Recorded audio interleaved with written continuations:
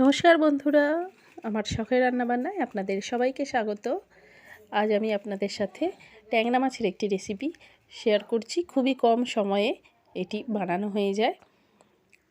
মাছের মধ্যে লবণ, হলুদ গুঁড়ো, লঙ্কার গুঁড়ো, ধনের গুঁড়ো, জিরের গুঁড়ো, কুচনো পেঁয়াজ, টুকরো করে রাখা আলু, টুকরো করে রাখা টমেটো, কালো জিরে, চিড়ে রাখা কাঁচা লঙ্কা, আদা থেতো করা, সর্ষের তেল, কুচনো ধনেপাতা সমস্ত একসাথে আমি ভালো করে মাখিয়ে নিচ্ছি। কড়াতে তেল গরম হলে মাছগুলো তার মধ্যে দিয়ে ওলটপালট করে ভালো করে ভেজে নেব।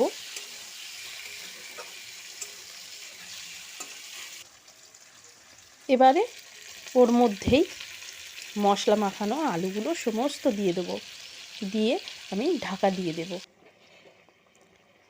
কিছুক্ষণ পর ঢাকা খোলার পর দেখুন অনেকটাই জল বেরিয়েছে।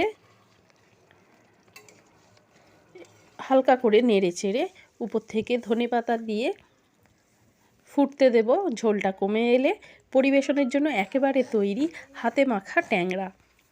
অল্প সময়ের মধ্যে অবশ্যই এই রেসিপিটি একবার করে দেখবেন, আশা করি আপনাদের ভালো লাগবে। আর আমার ভিডিওটা যদি আপনাদের ভালো লেগে থাকে অবশ্যই লাইক কমেন্ট করবেন। ধন্যবাদ।